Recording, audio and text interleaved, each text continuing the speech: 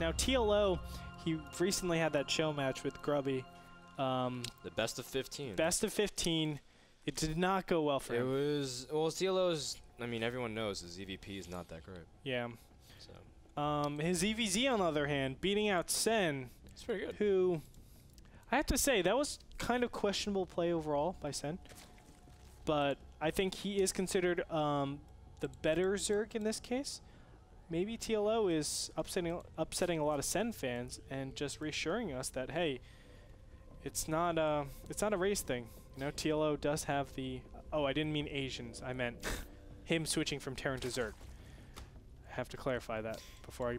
Yeah, and I mean, Sen's ZVZ is not bad. He even took a game off DRG not too long ago, so he's capable of playing with the best. Ooh.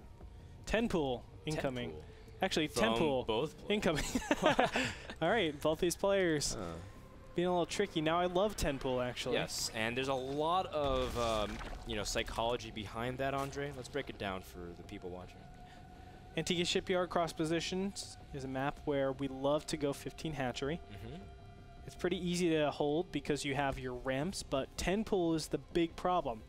If you go 15 hatch, 10 pool has the capacity to kill a ton of drones or kill your hatchery outright. Or both. Or both. If you're not careful. For sure. So what happens from there is, you know, obviously the 10 pooling Zerg has a big advantage in the early game. They can normally snowball that into a pretty sizable advantage with getting your queen out faster than your opponent. You have better injects. You can actually expand while your opponent loses his or her expansion. So it's a really good place to be when you're going against 15 hatch. Kind of sucks against 14-14.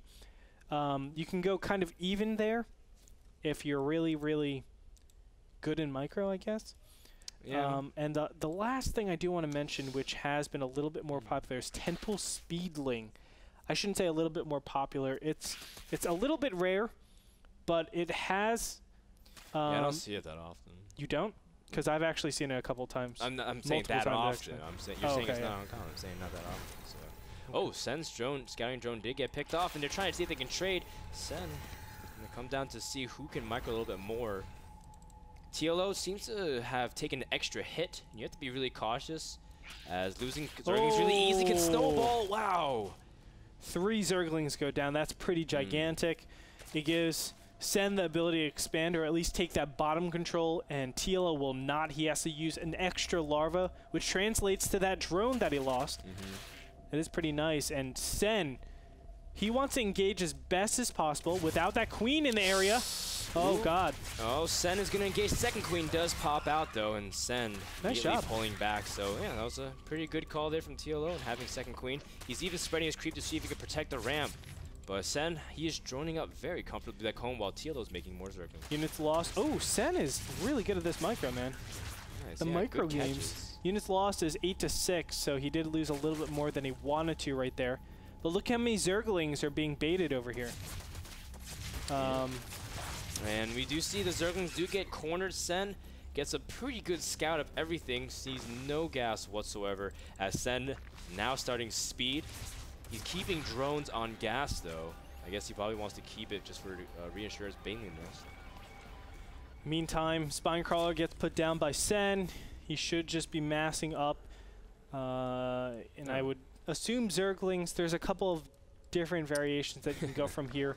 What he's basically trying to do is gain a little bit of map control, just enough to actually take his hatchery down here. But he has to do it carefully, because his opponent does have an alarming amount of Zerglings, and it looks like Sen doesn't want to commit too hard to making his own Zerglings, although I think he should have, because he has the metabolic boost advantage. He saw his opponent doesn't have an extractor for a long time, so he can actually take a lot of room and a lot of, I guess, intelligence gain on his opponent. He knows exactly when his opponent expands, when his opponent is, what his opponent is capable of. There's just so much that goes into having metabolic boost before your opponent. And does Sen know about this expansion? He doesn't. The only thing he's really been able to see is the Zergling movements he's been tracking. Sen does have his Bane Nest on the way, like he thought he would, and his Spinecrawler is doing a pretty good job. I like that position a lot, actually, to be able to reach the ramp and also help kind of defend the middle line. TLO's expanding, but does he have really anything to deal with if Sen chooses to go counter-aggressive. Sen is looking to do all in right now. He put down his Baneling Nest, so there's no doubt in my mind. Oh, wow, TLO still does not have his gases. He's relying all on his spine crawlers. He needs to make a ton of spine crawlers. I would even say make a couple extra queens if he wants to defend this way. But it's kind of risky. Oh, gosh. It's kind of risky because this style, you have to know your opponent is all-inning. And I don't know if TLO knows that or not. Actually, there is a macro hatchery. I shouldn't say a macro hatchery, but a regular hatchery coming out behind here. So this is like feint aggression. He's forcing a lot of spines here, and Sen, he can actually just retreat back home if he really wanted to. But he's gonna go. I think he's gonna go for it anyways. Wow. Yep. The amount of spines TLO is making is 6 right now, and Sen really can't break that. I don't think he can back up just yet. If we look at the income tab, 20 to 30, so TLO is pretty massively ahead in that respect. So unfortunate for him. He has so many spine crawlers up here. Wow. Yeah, and I mean TLO, he is behind in gas, but now he has 3 geyser, or he's getting his 3rd geyser, and he's harvesting gas very quickly compared to Sen. So now is he choosing to follow this up? He's been droning actually very hard, and he's not that far behind right now, but he's starting to fall behind the gas count. Unfortunate. Evolution Chamber and the Baneling Nest is coming up here. You can see the income tab. The harvesters are actually kind of thinning out. Actually, well, there's the big drone pump from Liquid TLO, so he will take the slight advantage in that respect. It's going to snowball back and forth. Nice Baneling hit. Yeah, and he's just whittling down the number very slowly by 1. But, you know, who said, I think it was Killer, who said it from Dignum Toss, he was saying drones in ZVZ count 3 times more than they would in other matchups. So, you know, every drone advantage could be count 3 times more. So if he's up by 7 right now, that's actually 27 drones based off the comparative advantage. I agree. You know, it's interesting because there's a 3rd resource that comes into play when you're playing ZVZ, and which is larva. Now, this is in every matchup, but it's a lot more apparent in ZVZ. It's because you're normally at a point where there's so much action and it is low economy for so long that every larva counts. A larva can be seen as a potential unit when you're attacking or a potential drone when you're macroing up. So it's so important to make sure you have good larva management. Your larva should always be spent as best as possible, and you should always try not to lose units. In every strategy game. Good job, Andre. Try not to lose your units. In a real-time strategy game. Oh, I think if I ever want to advance in a tournament, I think I better not lose my units. But, oh, Sen does get a scout in and sees everything at the natural, sees the Roach Warren as well as the Evo Chamber. At the same time, TLO also got a scout in. He saw no morphing layer, and he also saw no gas taken at the natural either. So TLO has some pretty good information. And now, when he was behind in tech, he's now ahead. Yep, 3rd is coming up for Sen. And it looks like TL will just mimic that and make his own 3rd. I like what he's doing over here. The extractor is just keeping his drone alive. Yep. Sen getting cornered here, but at the same time, he's just trying to catch back up. He's starting to get a little bit ahead of the roach count, but TLO is making 11 roaches right now, so that should even it out pretty easily. Sen did start his roach speed a lot earlier because the whole idea is TLO scouted the main but didn't see the layer, so he thinks he's ahead in tech, but in fact Sen does have that advantage. Yeah, let's go ahead and look to where these players are deviating. And that's really clever, actually. I like that a lot by Sen, making the layer at the natural instead, and he makes it more resilient against any kind of pushes. Yeah, we were actually talking about this in the Idra versus, was it Cruncher? I think it was an Idra versus Cruncher. He made his layer and hive at the natural expansion. Yeah, you are at the third. That's right. And the basic premise of it is, if I lose this base, I'm already dead. So why don't I give this base the most opportunity to always stay alive? Oh, so man. It's really, really clever. I like it as so well. Clever by Sen because he's only been showing Zerglings as well. So TLO feels way more confident than he should be.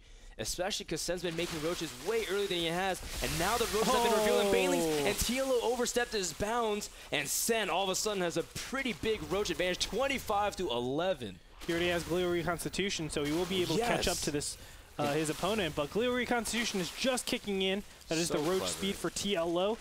He will be able to retreat in time to his spine crawlers. Of course, the spine crawlers are really, really nice in that they just give that foundation now. This is so smart. I can't even begin to praise how smart the way Sen's been playing this game in terms of information. He's revealing TLO. He made TLO feel very confident of Roach link push. He said, oh, I should have the first Roaches out. It's going to align my timing based off speed. But Sen's been really basting off of 3 base this entire time. And now he has a huge Roach advantage. And Roaches, we're talking about snowball units, Colossus to PvP. Oh. Roaches is that, but a big fungal there. And will Sen, I still feel like Sen has enough here if he can get his Roaches in a good position. Yeah, the infestors need to waddle on over here. Now the fungal growth goes down. The big problem is the Roaches are already in position where TLO has to react to this. That's why we see so many Roaches trading right here. If they were just like 5, I don't know what, feet, hexes, whatever it is, 5 hexes out here, not around the hatchery, then these fungal growths would have been amazing. The Roaches wouldn't have to engage, and Sen wouldn't be in a position where he's killing the 3rd base. But now that this hatchery's down, Sen has a gigantic advantage. Look at that the supply advantage for Sen at this point. Wow. 170 to 110. TLO is also missing a 3rd base compared to his Zerg opponent. Of course, Sen just mining out of that and also getting some larva, constantly staying on top of his injects. He's been really good. I mean, if you look right now, Sen, he's playing at 420 APM. He's absolutely insane. Are you freaking kidding me? He was when he was microing his Roaches, but now he's playing an insane rate. He does get fungled here. TLO does have the infestor advantage, and don't count that out for just a little thing. Infestors are really good, but he just doesn't have enough stuff. Sen rallying more units here, and TLO, despite having an early game advantage, will end up losing their GG. Very surprising winner right there, considering what we saw in the beginning of the game. Not bad. Ooh, not bad. Not bad, Rati. Not bad. Oh, that was really good. It is good. So good. Of course. It was really good, man. And I think Sen was able to really play. I mean, you saw how he really was behind economically. He's 30 to 20 drones. And you saw how much gas and time he invested into those banelings. He could have spent it elsewhere. And Sen playing very well, showing great poise in ZVZ. It's interesting, too, because he had his +2 attack just about to finish, and he attacked before that. And he's like, I don't care. He's like, yeah, he'll finish sometime during this battle. Sen ties up the series. Will he be able to take game number 3 and complete the comeback, or will TLO finish the upset? The game was brought to you by Kingston HyperX, the people supplying us lots of great gear and technology. Check them out at kingstonhyperx.com. We'll be back with game number 3, deciding game. We've had some great series today. I'm really happy. Who will win between the Sen and TLO? Find out after the jump.